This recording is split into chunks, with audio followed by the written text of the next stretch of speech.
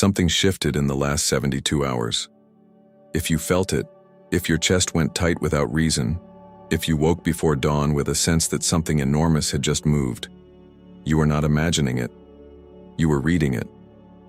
There is a difference between anxiety and perception, and what your body registered was real information about a real event. I want to tell you what that event was, not in abstract language, not in concepts that float above your daily life, in the direct specific terms that Ashtar Sheran used when this transmission came through, because he does not speak in approximations, and this moment does not deserve them. 3 systems collapsed, simultaneously, not one after the other, not gradually, the way a wave recedes. All 3 in the same 72-hour window that your body just registered as pressure, as sleeplessness, as that particular sensation that something irreversible had just occurred. The financial architecture that has controlled the flow of this planet's resources for centuries, the informational grid that has decided what is real and what is permitted to be spoken, and the energetic field, the invisible construction built above and through the Earth's atmosphere that has been dampening human consciousness since long before any of us were born. Ashtar Sheran's transmission was not a prediction, it was a report. What he named was already in motion when he named it. He said this: the operation is no longer approaching. It has entered its execution phase. Those are not the words of a being preparing you for something coming. Those are the words of a commander reporting from the field on something underway. What I have come to understand is that most people who feel these shifts blame themselves for the feeling. The racing heart at 3 in the morning gets filed under stress. The pressure at the top of the skull gets filed under tension. The sense that something vast is moving just beyond what the eyes can confirm gets filed under anxiety. None of those labels are accurate. Your body is a precision instrument. It does not malfunction in perfect synchrony with planetary operations unless it is reading them. The veil of darkness, and the phrase Ashtar used, is not poetry. It is a technical term for a constructed field. And what he is telling us now is that the field has fallen, not weakened, not frayed at the edges. Fallen. What comes next in this transmission is the story of how that happened, what it means for the days and weeks immediately ahead, and what your specific role in this moment actually is. Let me tell you what the veil actually was, not the metaphor, the construction. The Pleiadian High Council transmits on this with a particular kind of grief, the grief of watching, for a very long time, a species that was built for something magnificent being held in a container designed to produce something small. Mira of the Council of 7 has described the field this way. Imagine a net made not of rope but of frequency, a sustained vibration installed at specific intervals around the planet's atmosphere, calibrated precisely to interrupt the signal between a human soul and its own depth, not to destroy the soul, to muffle it, to keep it just far enough from itself that full remembering could not occur. That net was not natural. It did not grow. It was built.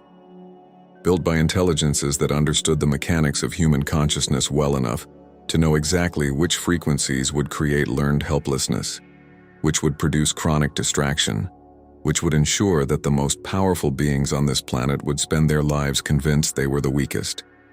This is what the Syrian Brotherhood calls the Long Installation, a project of consciousness suppression that has been running in some form since before your recorded history.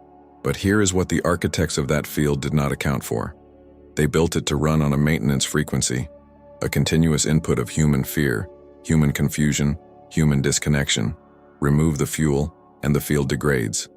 And the moment enough souls on the ground remember what they are, not perfectly, not completely, but enough, the maintenance frequency drops below the threshold required to sustain the installation. What Ashtar is reporting is that that threshold has been crossed. The field is no longer receiving enough fear to sustain itself. My reading of this is that this is why the darkness has felt so intensified in the last several months. A field that cannot sustain itself does not simply go quiet. It spikes. It amplifies. It produces the kind of dread, the kind of inexplicable heaviness, the kind of waking in the night that you have been reporting in your comments for months.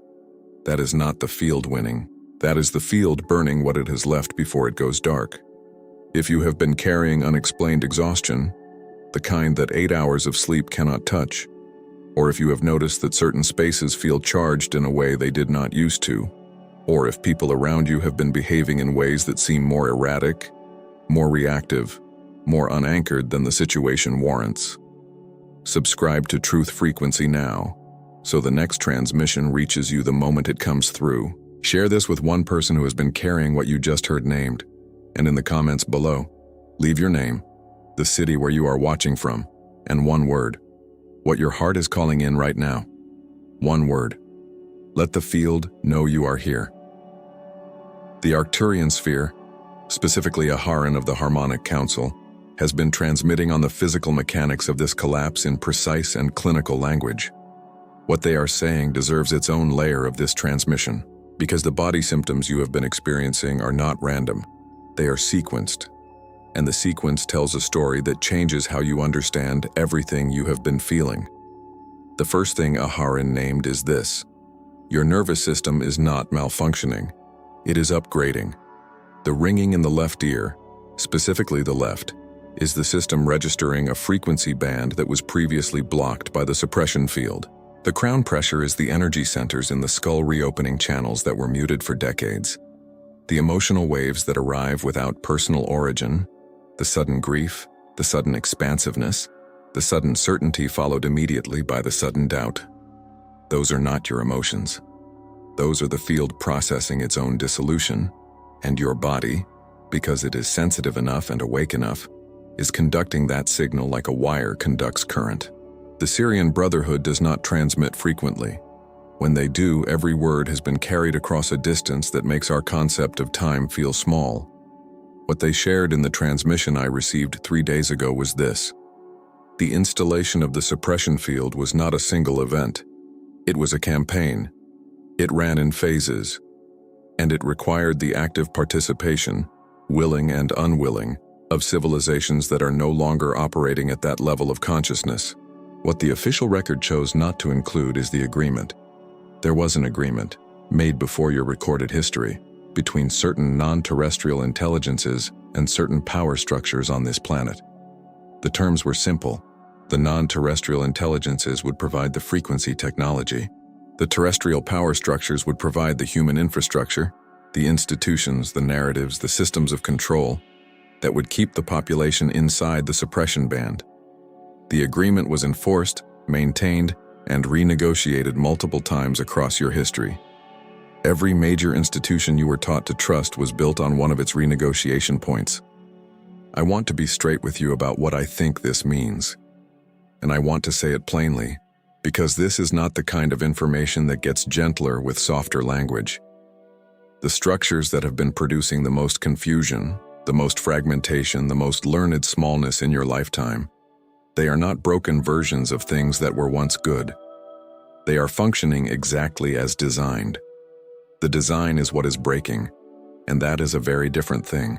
The Syrian Brotherhood has watched this planet for longer than human civilization has existed.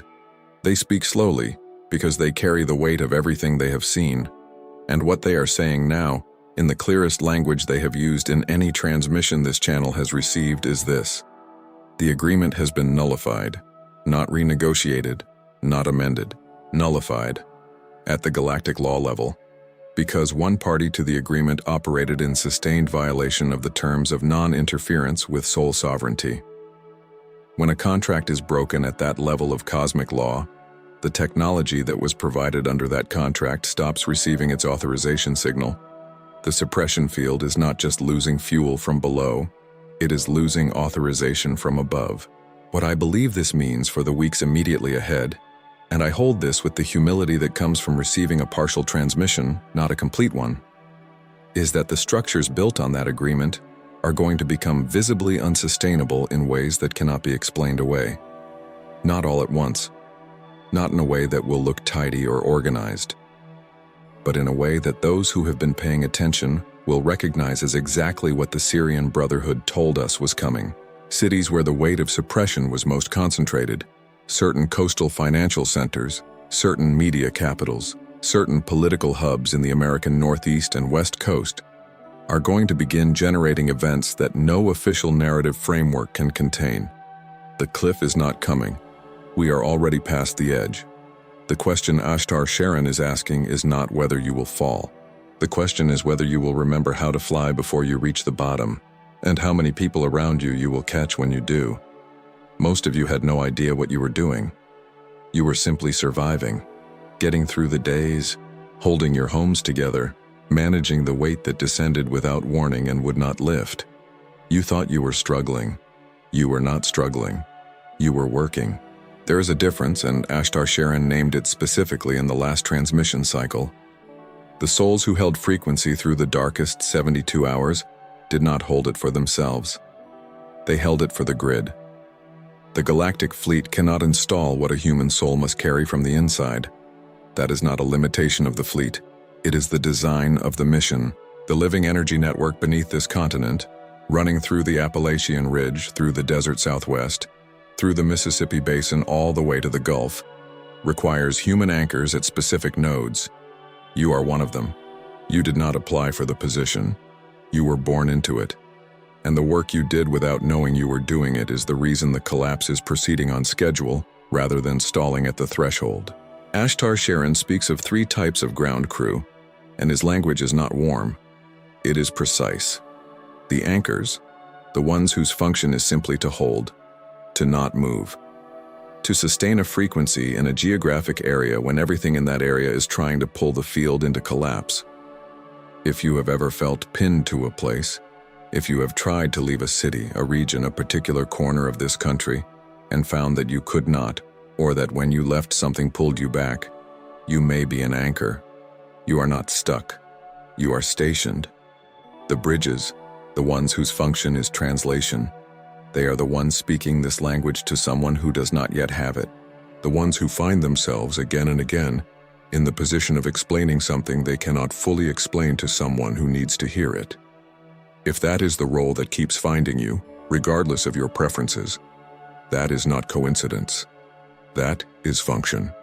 And the bridges have been bearing extraordinary weight in this last cycle, because the gap between what the awakened perceive and what the unawakened can receive has never been wider. The transmuters, and this is the function that carries the greatest physical cost, are the ones who go into the darkness to change it, not to observe it, not to study it, to metabolize it. If you have been through suffering that seemed disproportionate to your personal circumstances, if you have processed grief that did not originate with you, if you have repeatedly found yourself in the company of the most difficult human situations and somehow been the one who held the space, you are a transmuter. The darkness that has been moving through you has not been your darkness. You have been doing the most essential alchemical work of this transition without a job title, without recognition, and very often without the understanding of a single person in your daily life. What I feel strongly about, and I say this as someone who has sat with Ashtar's transmission for 3 days before speaking it aloud, is that every one of these functions is now receiving a direct upgrade from the command level. The authorization signal that was blocked by the suppression field is now reaching ground crew without interference for the first time in the operational lifetime of this mission. What that means in practical terms is this: what used to require enormous effort to access is about to require much less. The channel is open, the signal is clean, and you are about to find out what you are actually capable of when you are not transmitting through static. The question waiting at the edge of this understanding, the one Ashtar holds open deliberately, because the answer must come from inside the listener rather than from the command level, is this: now that the field is clear, what will you do with the frequency you have been carrying all this time in silence? Ashtar Sheran does not speak of what comes after a liberation operation in soft language. He speaks in operational terms. And the operational term he used in the transmission I received this week for the period that follows the veil's collapse is this: the window of maximum leverage. In military terms, a window of maximum leverage is the period immediately after a major defensive structure has been removed, before the opposing force has reorganized around its absence. In the galactic operation terms Ashtar is using, which I want to translate as precisely as I can, it means this: the suppression field kept human consciousness locked into a particular frequency band. That lock has released. But human beings, like all conscious systems, will seek the familiar. There will be a pull, not from an external force now, but from habit, from programming so deep it runs below the level of conscious choice, to return to the contracted state the suppression field enforced. Not because anything is forcing that contraction now, but because contraction became the known shape of the self. The Pleiadian High Council calls this the echo, the moment after the cage is opened when the bird sits still on the perch, because the perch is what it knows. This is not weakness. This is not failure. This is the most human thing that exists. And the Pleiadians, Mira specifically, transmits on this with something that I can only describe as fierce tenderness. She says, "The echo is expected. It was designed for." The entire structure of the galactic ground operation in this specific moment is built around helping human souls move through the echo quickly, not by forcing them off the perch, but by showing them the sky. What that means concretely, and I believe this is the most actionable piece of this entire transmission, is that the choices you make in the next 30 days carry a weight they have not carried before. Not because the stakes are higher in a punishing sense, because the path between intention and manifestation has shortened. The friction that used to make even the most earnest spiritual commitment feel like pushing a boulder uphill, that friction was not internal. It was the suppression field, and it is gone. What you plant in your consciousness now grows faster. What you choose to release actually leaves.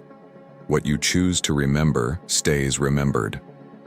The Arcturian sphere adds one layer to this that I want to name specifically. Aharon has transmitted that the nervous system, because it adapted to operating inside a suppression field for decades, will experience the removal of that field as a form of disorientation. Some of you are already feeling this, a strange lightness that feels unfamiliar and therefore almost suspicious, a sense that you are waiting for the other shoe to drop, because in your experience, ease has always been temporary and pressure has always returned. Aharon says this, the pressure was the field. Without the field, the pressure does not return on its own. What you are feeling is not the calm before another storm. It is the calm that was always supposed to be there. There is a woman named Patricia from Nashville who sent a message to this channel last week. She said, "I have been waiting for something to go wrong for so long that I do not know how to be in a moment that isn't bracing for impact." Patricia, and everyone who felt that land in their chest just now. That bracing is the last residue of the echo. You built it because the field required it. The field is gone. You can set it down. Not because everything is safe now in the way a child means safe, but because the war that has been running in your nervous system for decades was never yours to fight alone. And the backup that was always promised, the galactic operation that was always underway, has arrived at its decisive phase. The full picture of what activates in the days ahead, and what specifically the ground crew is being called to anchor as the old structures make their visible collapse, is where this transmission goes next. And I want to say clearly before we get there, nothing that follows is meant to frighten. It is meant to orient. There is a difference between being told a storm is coming and being handed a map, a compass, and the knowledge that you were built for exactly this terrain. This is not the end of the transmission, but it is the end of what can be said in the frame of a single channel. What Ashtar Sheran's command is asking now is not for more understanding. Understanding is not the mission. The mission is frequency, sustained, deliberate, in the body, on the ground, in the geography where you actually live.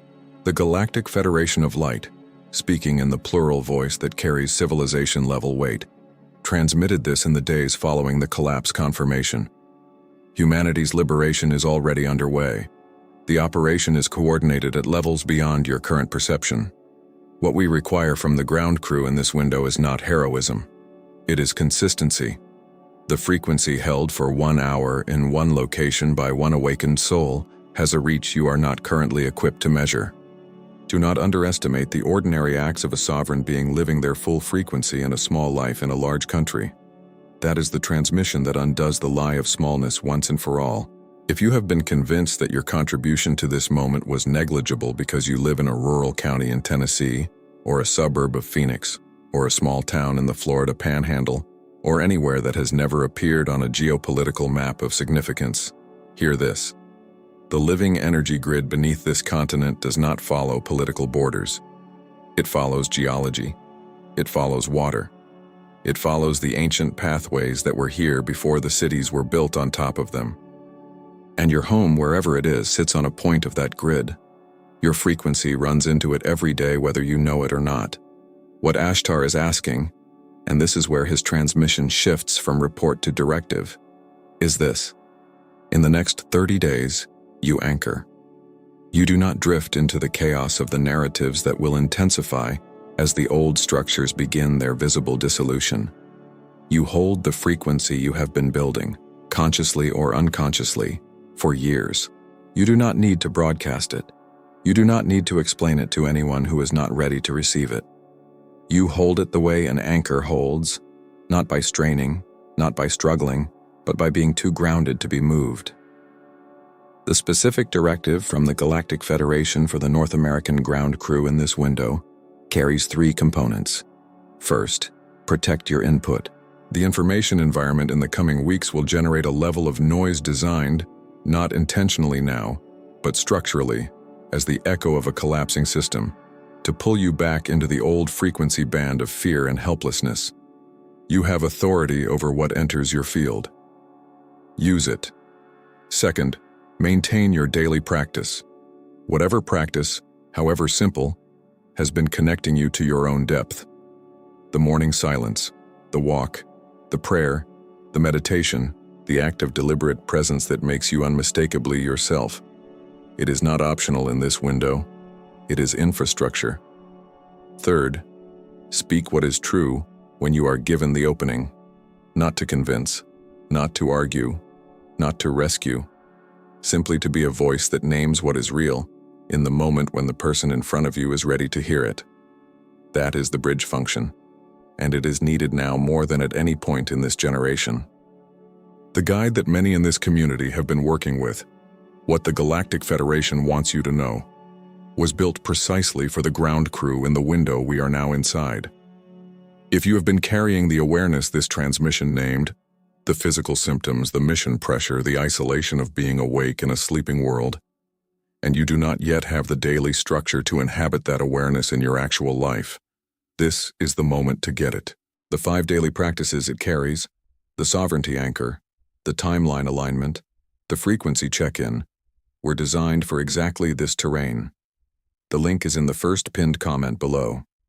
Read it the way Patricia from Nashville is going to read it this week, not as more information to store, but as instruction for tomorrow morning. That is all. Just tomorrow morning. Subscribe to Truth Frequency so every transmission that follows this one reaches you directly. Send this to the one person in your life who has been feeling what you just heard named but has had no language for it, and no one to tell. They have been waiting for this. And then, in the comments below, leave your name, the city or town where you are watching from, and one word that names what you are ready to step into now that the veil has fallen. Sovereign, clear, awake, remembering, anchored. Whatever word rises without effort, that is the true one. Leave it below. Because the field is listening, and so am I. You are not placed here by accident. You were not given this awareness as a burden. You were given it as a function, and the function has never been more needed than it is in the 30 days that follow this moment. The veil has fallen. The operation is underway, and you, exactly as you are, exactly where you are already in position. Go be what you came here to be.